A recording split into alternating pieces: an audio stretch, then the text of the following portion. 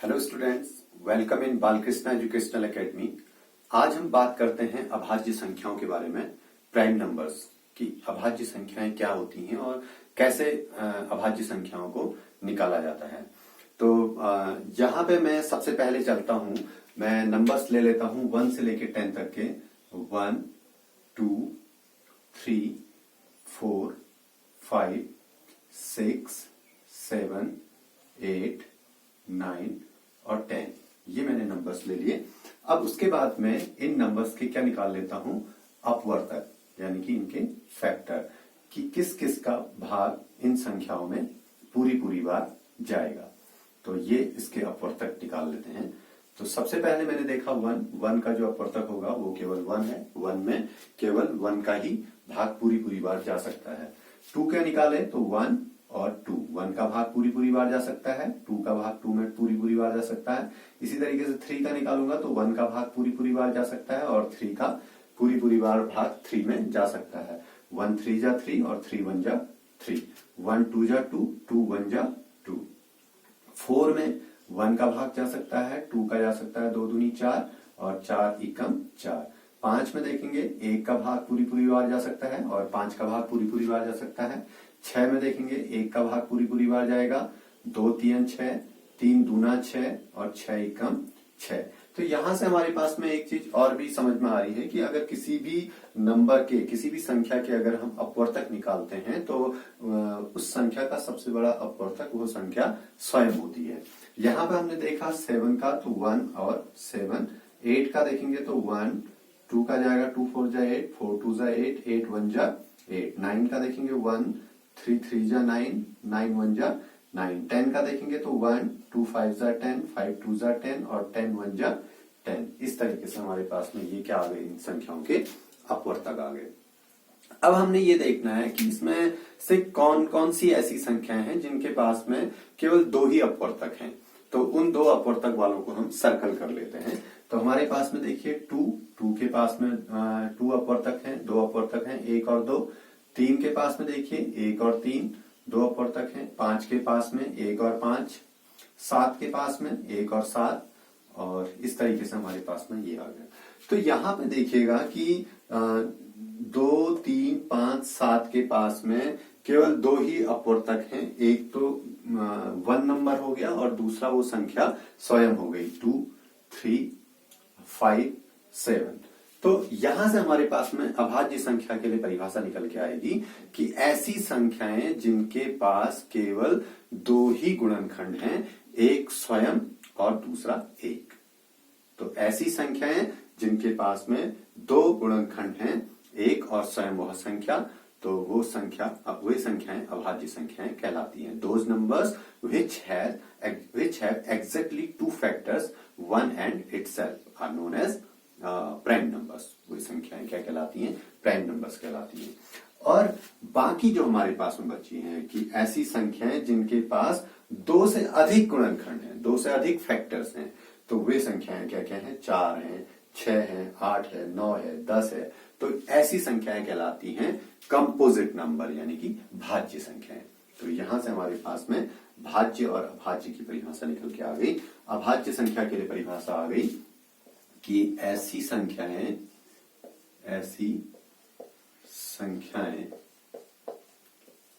जिनके पास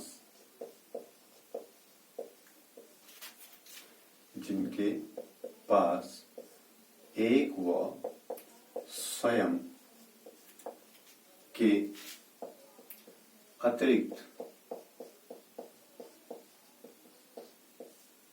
कोई और गुणनखंड या अपवर्तक ना हो। तो ऐसी संख्याएं क्या संख्याएं कहलाती हैं, अभाज्य संख्याएं कहलाती हैं। और ऐसी संख्याएं जिनके पास एक व स्वयं के अतिरिक्त अन्य अपवर्तक भी हैं, अन्य गुणनखंड भी हैं, तो वे संख्याएं भाज्य संख्याएं कहलाती हैं। तो अभाज्य संख्या की के एग्जाम्पल आ गए हमारे पास में, जैसे 2 3 5 7 एंड सो ऑन। यहाँ पे एक और इंटरेस्टिंग चीज हमारे पास में है कि दो हमारे पास में एक ऐसी अभाज्य संख्या है जो कि सम अभाज्य संख्या है, जो कि कैसी अभाज्य संख्या है, सम अभाज्य संख्या है। बाकी जो अभाज्य संख्या है वो क्या है, विषम अभाज्य संख्या है। तो एक प्रश्न ये भी आता है कि सबसे छोटी सम अभाज्य संख्या लिखिए, तो सबसे छोटी सम अभाज्य संख्या हमारे पास में क्या हो गई, 2 हो गई। अब हम ये निकालते हैं कि किस तरीके से अभाज्य संख्याओं को निकाला जाता है और कैसे पता किया जाता है कि किस नंबर से किस नंबर के बीच में कितनी अभाज्य संख्याएं होंगी।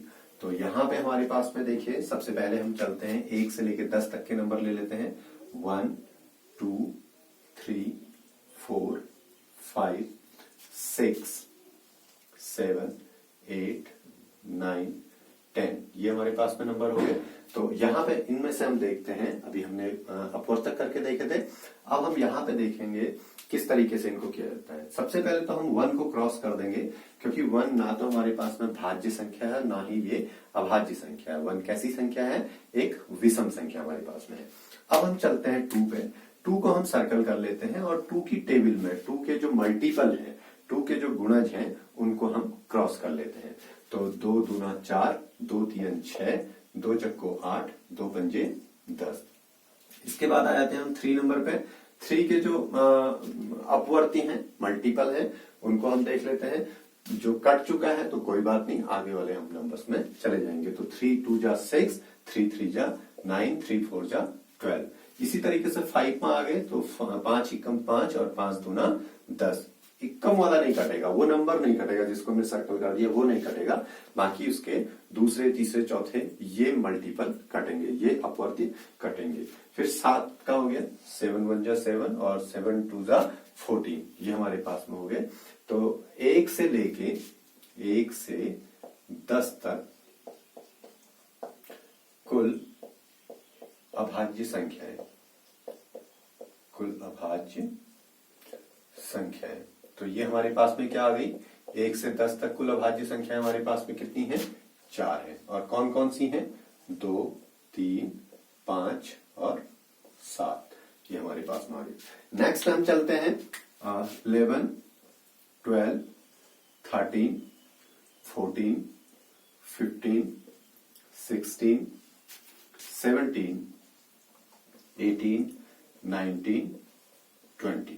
यहां पे देखिएगा, फिर हम 2 की टेबल को आगे बढ़ाते हैं। 2 5 जा 10, 2 6 जा 12, 2 7 जा 14, 2 8 जा 16, 2 9 जा 18 और 2 10 जा 20, ये हमारे पास में हो गया। 3 की टेबल को आगे बढ़ाते हैं तो 3 जा 9, 3 4 जा 12, 3 5 जा 15, 3 6 जा 18 और 3 7 जा 21, वो हमको आगे मिलेगा 20 से।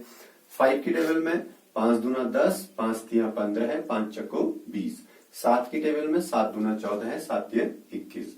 तो इस तरीके से हमारे पास में क्या होगी, 11 13 17 एंड 19।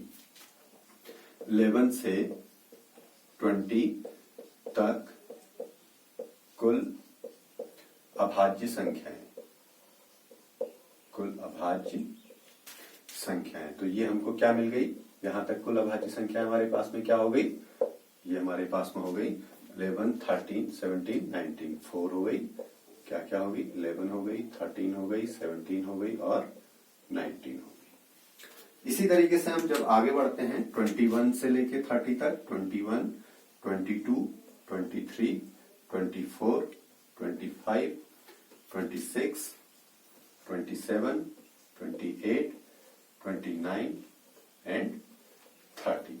तो अब यहां हम आगे बढ़ते हैं तो 20 तक हम आ गए थे। 2 की टेबल हमारे पास में 20 तक आ गई थी। 20 में 2 ऐड करा तो 22, 22 में 2 ऐड किया 24, 26 28 और 30।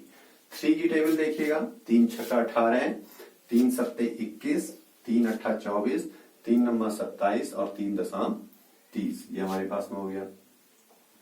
फिर 5 की टेबल आगे बढ़ते हैं तो 5 चक्को 20, 5 पंजे 25 और 5 छक्का 30, ये हमारे पास में हो गया। 7 की टेबल आगे बढ़ाते हैं तो 7 दूना 14 है, 7 तीन 21, 7 चक्को 28 और फिर 11 की टेबल 11 दूनी 22, 11 तीन 33, आगे मिलेगा हमको 30 से।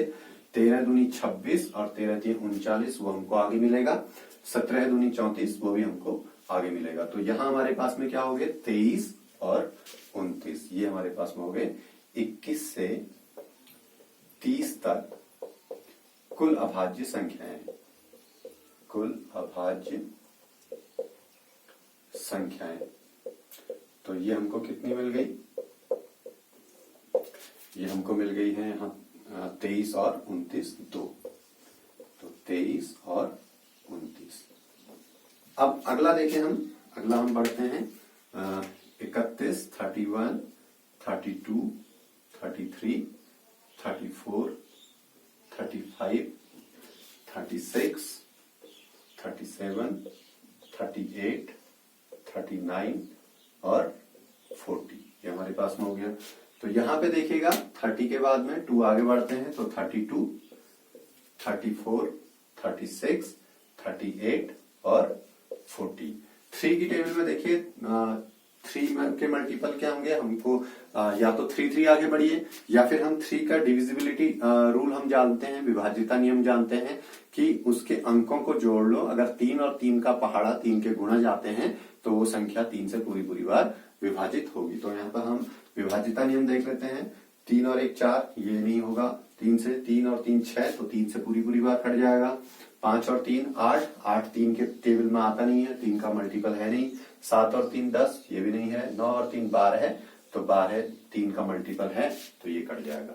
फिर उसके बाद देखिए अब 3 के बाद क्या है 5। 5 के इसमें क्या होना चाहिए यूनिट प्लेस में 0 या 5, तो यहाँ है नहीं 0 और 5, यहाँ पे 5 हमको मिल गया, 0 वाला हमारे पास में कैंसिल हो गया।